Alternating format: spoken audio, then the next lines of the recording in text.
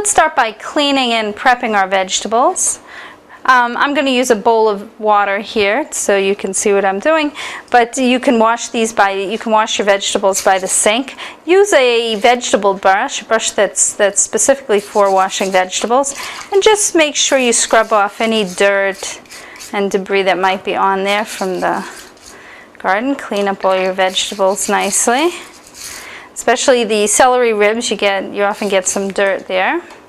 The carrots we're going to scrub. We're not going to peel them because there's a lot of nutrients in the skin, and so you just want to make sure that you get off any dirt, and then we'll just trim the tops and the bottoms. Unless they look nice and green, we don't really want them. Sometimes you can get some nice carrots with the green stems coming out, and then you could leave the stems on there. Just clean them up and use them. Right now we'll be just cutting off that little bit on the top and the tip, and set that aside. Okay. For the parsley stems, I just took a bunch of parsley and chopped off the leaves. I'll use the leaves for other things. And just rinse them off and make sure you don't see any dirt in the water. Make sure they're good and clean.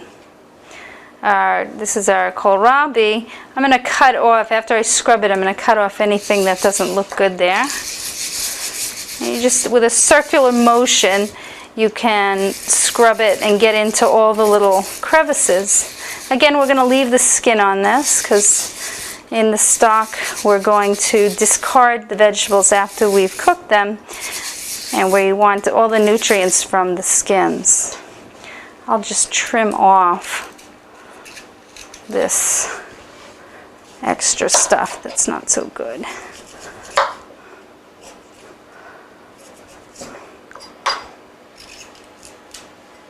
Okay, next we're going to peel our onions and our garlic.